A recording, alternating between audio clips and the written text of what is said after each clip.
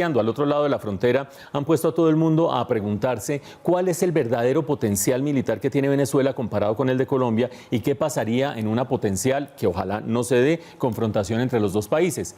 Y eso ha puesto a la gente a sacar las cifras que hay por allí acerca de la capacidad militar de cada uno de los países. Hay datos en los cuales Colombia le saca por mucho una distancia a Venezuela. Por ejemplo, en el número de tropas, en el número de hombres que hay en las tropas colombianas en las distintas fuerzas.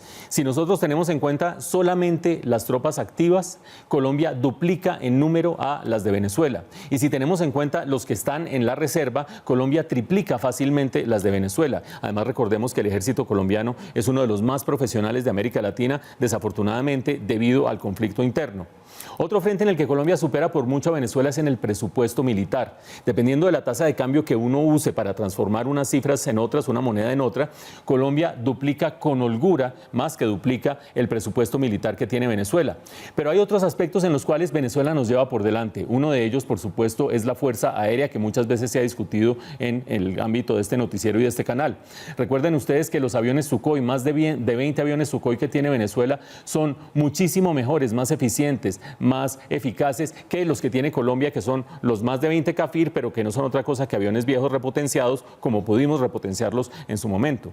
Y otro aspecto en el cual Venezuela nos lleva mucha ventaja es en los tanques. De hecho, Colombia no tiene tanques, Venezuela tiene más de 90 tanques. Entre una cosa y otra hay un ranking internacional que trata de medir la potencia de cada uno de los países en el campo militar y Venezuela está por delante de nosotros. Es el lugar número 43, nosotros somos el lugar número 46. Pero todas esas cifras pueden ser puras frivolidades cuando uno analiza cosas más sustanciales. Por ejemplo, habría que preguntarse, ¿Venezuela está en capacidad de emprender un ataque militar cuando su ministro de Defensa es sospechoso a todas luces desde la perspectiva de Nicolás Maduro de haber conspirado contra él por allá en el mes de abril en la Operación Libertad? Recuerden ustedes que en ese momento el gobierno de Estados Unidos dijo, funcionarios del gobierno de Estados Unidos dijeron, Vladimir Padrino nos estaba ayudando a conspirar contra Nicolás Maduro y desde entonces hay una profunda desconfianza entre ambos. ¿Puede un país emprender verdaderamente una iniciativa militar en esas condiciones? O la más importante de todas, ¿será que Venezuela se le mide a enfrentarse con Colombia sabiendo que Colombia tiene detrás el respaldo de Estados Unidos y el respaldo de muchos países en el hemisferio que estarían listos a ayudarle desde el punto de vista militar? Ojalá todas estas especulaciones y todos estos análisis sean totalmente vanos, como lo han sido en varios eventos en el pasado, y que no vaya a suceder absolutamente nada. De cualquier manera, al hurgar un poquito más allá, creo que la posición del gobierno colombiano es prudente y es correcta. Estar observando y no provocar y no responder a provocaciones. Muchas gracias. Nosotros rechazamos cualquier intento de anuncio o de realización de ejercicios militares con el ejército de los Estados Unidos y las fuerzas militares de Colombia que pueda implicar de alguna manera una amenaza a Venezuela. Lo rechazamos, lo repudiamos. Pero si vinculan, como quería Duque, en el show internacional que quería montar en la ONU, pedir una intervención gringa de Venezuela desde Colombia, nosotros diplomática y políticamente los rechazaremos, los repudiaremos y los derrotaremos. No tengan duda de eso. Venezuela no tiene miedo, no le tenemos miedo a nada ni a nadie. Que lo publiquen en CNN, por ejemplo, en AFP, en EFE, en AP, en El País de España. Atención, última hora, esta información es exclusiva. Al parecer, el señor Nicolás, el usurpador mayor de Venezuela, ve la luz al final del túnel. Resulta que Estados Unidos estaba preparando una intervención para sacar de raíz a los usurpadores de Miraflores, pero uno de los buques con más tripulantes que también se dirigía a Venezuela resultó tener más de 130 infectados por Coronaplus. Las alarmas se encendieron en Estados Unidos porque esta información la querían ocultar, pero el capitán Brett Rossier envió una carta pidiendo ayuda para poder aislar en tierra a un centenar de marinos. Y resulta que esta dichosa carta se filtró y llegó a manos de la prensa. Las medidas en contra del capitán por parte de los Estados Unidos fue un poco cruel, porque el capitán que deseaba tener una ayuda encontró su despido. Ya ha confirmado el escándalo que se armó en torno a todo esto, parte de los marines que estaban bajo su mando se reunieron para despedirlo como todo un héroe.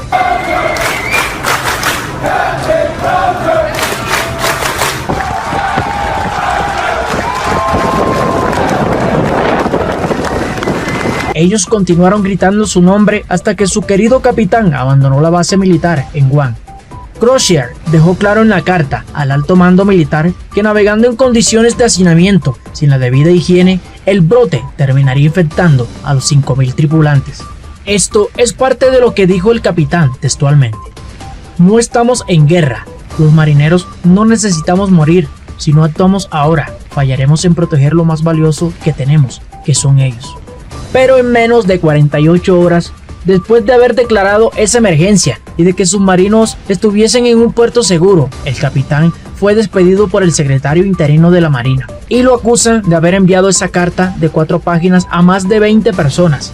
Es decir, que este capitán quería salvarle la vida a su tripulación y tal vez hasta su propia vida. Pero para el gobierno norteamericano, esto es malo. Esto fue, en pocas palabras, una traición. Según ellos, el capitán causó un revuelo innecesario y no obedeció a la cadena de mando y por eso fue despedido. Sabemos que todo fue un momento de angustia, un momento de desesperación, un despido injusto. También sabemos que el buque se desvió a Nueva York, que es hoy día el epicentro del brote de coronavirus en los Estados Unidos. Y al estar cerca de la costa no se le fue permitido el ingreso, es decir, los dejaron a la deriva, los dejaron a su suerte. Y por eso el capitán, al ver que le cerraban las puertas de su propia casa, decidió tomar esas medidas que eran un bien para todos, pero causaron su despido, aunque mantendrá su rango militar. Lo que sabemos es que el capitán no hubiese llegado a ese extremo, de no ser porque sus superiores no le dieron la atención requerida. El capitán estaba justificadamente preocupado por la salud y seguridad de su tripulación, pero no manejó la inmensa presión de manera apropiada.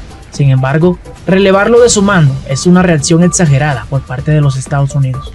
Por lo tanto, crece la preocupación porque a raíz de este castigo, otros en la misma situación sentirán el temor de denunciar y perder su trabajo.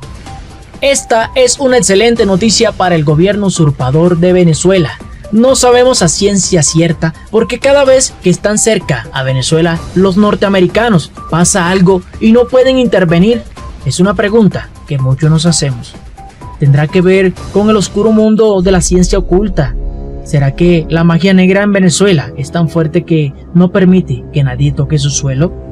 Recordemos que Hugo Chávez, el presidente que hoy día es adorado por la usurpación venezolana, le gustaba mucho rodearse de personas que trabajaban con magia negra.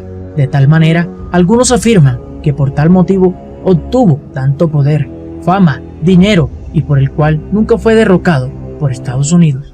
Hugo Chávez hablaba con los muertos, o por lo menos eso es lo que él y muchos de sus colaboradores pensaban debido a la profunda creencia que tenía el líder venezolano en conjuros, brujería y rituales santeros. Así se refleja en el libro Los Brujos de Chávez, escrito por el periodista David Placer. El autor narra con lujo de detalles cómo el Palacio de Miraflores, con la llegada del chavismo, se convirtió en un centro de práctica del espiritismo.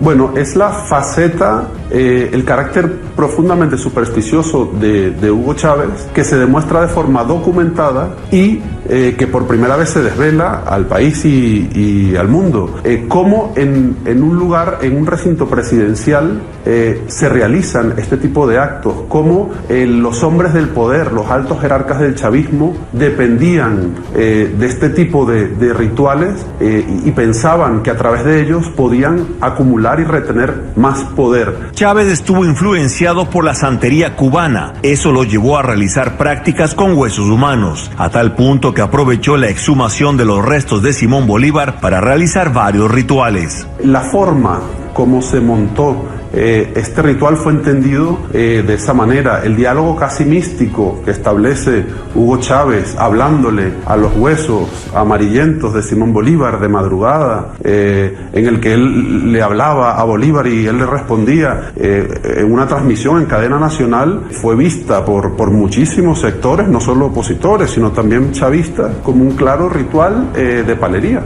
David Placer asegura que estas prácticas continúan en el Palacio de Miraflores con el actual presidente Nicolás Maduro, quien tiene en su esposa a una conocida creyente de estas ciencias ocultas. Una vez al año y durante una semana, miles de santeros y espiritistas llegan al Monte Sorte, al norte de Venezuela, a pedir favores a María Leonza, diosa indígena, símbolo de la abundancia de la naturaleza. Realizan rituales en los que supuestamente son poseídos por espíritus de personas fallecidas.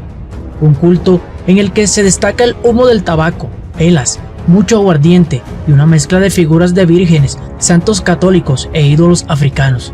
La práctica de santería está enraizada por todo Venezuela, pero nadie imaginó que llegarían hasta los más altos puestos del gobierno de la mano de Hugo Chávez. El abrazo de María anoche que apareció de repente, como de la nada.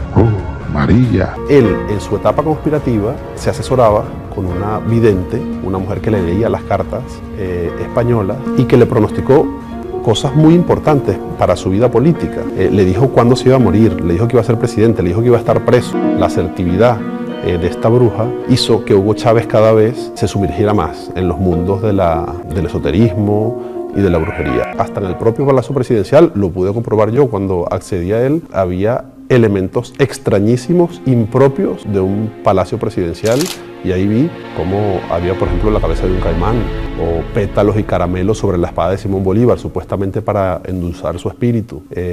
Y los propios custodios del palacio presidencial me llegaron a reconocer que sí, que ahí se hacían sesiones espiritistas. Militares cercanos al comandante, ministros e incluso sus amantes confirman que Hugo Chávez no tomaba ninguna decisión importante sin visitar antes a su bruja de cabecera. ¡Viva Venezuela, Ciudad Grande!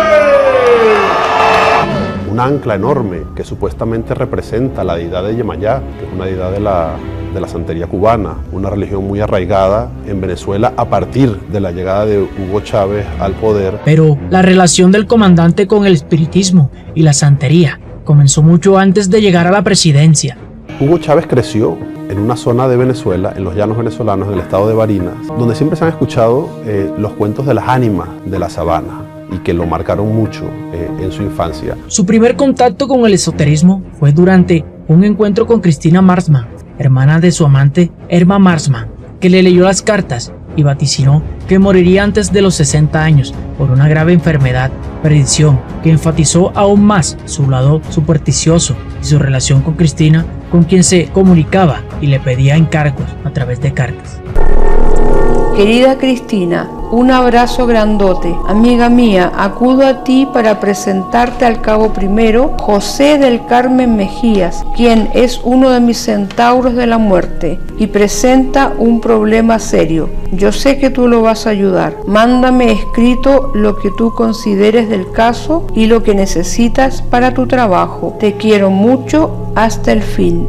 Hugo Rafael. Cada vez que iba a viajar, cada vez que iba a reclutar a alguien, Hugo Chávez siempre iba corriendo donde Cristina para ver si debía viajar tal día, para ver si debía entrevistar con tal persona. Y fue una vidente realmente que marcó la conspiración. De hecho, le llamaban la bruja de la conspiración. Estrecha relación que el periodista comprobó al contactar a la sobrina de la bruja de Chávez. Y mi tía Cristina era su guía, como él decía, y era su protectora, porque ella lo consultaba continuamente y le advertía de los peligros y de los sucesos que estaban por venirle, y él de ahí tomaba decisiones y de alguna u otra forma trazaba su día. Una mujer que lo conoció como político y como persona, y que además le adelantó el mayor temor del comandante. Mi tía le profetizó que no iba a llegar a los 60 años y que iba a morir en el poder. Creencias que aumentaron con los años, cada vez sumando más y diferentes rituales, hasta el punto de tener altares en las oficinas de varios ministerios del gobierno. Según David Placer, el largo currículo de contactos de Chávez con el más allá incluía amuletos, charlas con el espíritu del libertador Simón Bolívar, visiones e incluso prácticas de la Ouija. Al menos 7 testimonios aseguran que Hugo Chávez dejaba una silla vacía en las reuniones previas a su primera campaña presidencial. Entonces siempre decía, bueno, esta es la silla que vamos a dejar para que baje el espíritu de Bolívar y nos ilumine. No pude evitar unas lágrimas cuando sentí la mano amorosa de mi madre y al mismo tiempo la mano de mi padre. Las dos manos, una me sobaba por aquí y otra por aquí. Dije, Dios, ¿hace cuánto yo no sentí estas dos manos al mismo tiempo? Incluso una trabajadora de un hotel importante donde Chávez se quedaba pernoctando durante sus primeros días de campaña, también le llevaba 2 platos de comida cuando solo se comía uno. Hugo Chávez hablaba con una persona que tenía al lado y que decía que era Simón Bolívar, y siempre el pollo y el plátano que dejaba era para supuestamente el provecho del Libertador. Todas esas historias fueron contadas y de ninguna manera fueron desmentidas nunca por el propio Hugo Chávez. Según el autor, las prácticas santeras surgen en el chavismo debido a la influencia de Fidel Castro, que aprovechó la superstición de Hugo Chávez para introducir santeros cubanos en todas las instituciones del Estado venezolano. Y esto me lo confirmó el propio Raúl Baduel, el ministro de la Defensa. Él detectó dentro de la Fuerza Armada una red de espías babalaos que le informaban constantemente a Fidel Castro de todos los movimientos que ocurrían en Venezuela, no solo en la Fuerza Armada, sino también en las gobernaciones, en las empresas públicas y por supuesto en el entorno presidencial. Así, la figura del babalao, una especie de sacerdote o consultor espiritual, se volvió algo común en Venezuela. El doctor en sociología chilena, Humberto Lagos, así lo confirma. Él tenía a babalaos dentro de sus asesores y los estaba consultando de manera permanente para tomar las resoluciones políticas que él quería tomar. Sabemos que hay muchas personas que creen y otras que no creen en la existencia de la ciencia oculta o de la magia negra. Pero de ser todo esto cierto, Estados Unidos no podrá entrar nunca a Venezuela. Tal vez pueda que lo logre, pero no saldrán bien librados. Déjanos tus comentarios, queremos saber tu valiosa opinión. En otras noticias, el canciller Jorge Arriaza da a conocer una carta escrita por el usurpador Nicolás, dirigida al pueblo estadounidense. Escuchemos lo que dijo. Queremos compartir con el país esta misiva desde el corazón del presidente que envía al pueblo de los Estados Unidos de América. La tenemos, por supuesto, en inglés y ha sido escrita por el presidente Nicolás. Ahí está su firma y quiero compartir el texto de esta carta. Procedo. Desde hace semanas, el mundo está paralizado intentando controlar una pandemia que sin duda es el desafío más grande que hemos enfrentado juntos como sociedad y como comunidad internacional. El gobierno de Trump, instrumentalizando una vez más las instituciones para alcanzar sus objetivos electorales y basándose en infamias bajo pretexto de la lucha contra las drogas, ha ordenado el despliegue militar más grande de Estados Unidos hacia nuestra región en 30 años, con el fin de amenazar a Venezuela y de llevar a nuestra región a un conflicto bélico costoso y de duración indefinida. Como antecedente a esta maniobra falaz, el pasado 26 de marzo, William Barr, un fiscal de cuestionable independencia, quien recomendó la invasión de 1989 a Panamá y ayudó a encubrir las irregularidades del escándalo Irán-Contra, presentó, sin mostrar prueba alguna, acusaciones de narcotráfico de los Estados Unidos contra mí y contra altos funcionarios del Estado venezolano, a pesar de que la información del propio Departamento de Defensa demuestra que Venezuela no es un país de tránsito primario de drogas hacia los Estados Unidos, como sí lo son países aliados de Washington como Colombia o como Honduras. Es claro que la administración Trump construye una cortina de humo para ocultar el improvisado y errático manejo de la pandemia en Estados Unidos. El mensaje del líder usurpador de Miraflores es claramente un grito de clemencia, un grito de auxilio. ¿Será que presiente una pronta invasión? ¿Será que siente a Donald Trump respirándole en la espalda? A pesar que hay inconvenientes en la embarcación que venía cargada de marines. Con esto, el gobierno usurpador nos confirma que las sanciones de Estados Unidos en contra de su declinable poder no paran. Desde un principio, Donald Trump le restó importancia y la negó, tal como ha hecho con el cambio climático. Hoy, la crisis se agrava simplemente porque, pese a contar con recursos, no está dispuesto a transformar el sistema de salud en uno que priorice el cuidado pleno de la población y no el lucro de ganancias de la medicina privada, las compañías de seguro y las farmacéuticas. Nosotros, en Venezuela, no queremos un conflicto armado en nuestra región. Queremos relaciones fraternales, de cooperación, de intercambio y de respeto. No podemos aceptar amenazas bélicas, ni bloqueos, ni tampoco la intención de instalar un tutelaje internacional que viola nuestra soberanía y desconoce los avances del último año en el diálogo político sincero entre el gobierno y gran parte de la oposición venezolana que desea soluciones políticas y no guerras por petróleo. Por todo lo anterior, hago un llamado al pueblo de los Estados Unidos para que ponga freno a esta locura, para que responsabilice a sus gobernantes y los obligue a enfocar su atención y sus recursos en la atención urgente de la pandemia. Pido, junto al cese de las amenazas militares, el fin de las sanciones ilegales y el bloqueo que restringe el acceso a insumos humanitarios tan necesarios hoy en mi país. Les pido, con el corazón en la mano, que no permitan que su país se vea arrastrado una vez más a otro conflicto interminable u otro Irak, pero esta vez más cerca de casa. No somos tan diferentes como nos quieren hacer creer con infamias. Somos pueblos buscando una sociedad más justa, libre y compasiva. No dejemos que intereses particulares de minorías cegadas por ambición nos separen. Nosotros, como dijo una vez nuestro líder Hugo Chávez, compartimos el mismo sueño. El sueño de Martin Luther King es también el sueño de Venezuela y de su gobierno revolucionario. Los invito a luchar juntos por hacer realidad ese sueño. No a la guerra de Estados Unidos contra Venezuela. No más sanciones criminales. Queremos paz. Nicolás Maduro Moros. Con esto podemos darnos cuenta el miedo que existe en los pasillos del Palacio de Miraflores.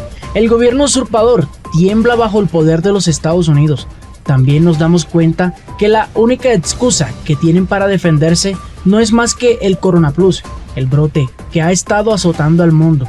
Se sienten pasos de gigantes en Venezuela y ojalá que esto termine pronto.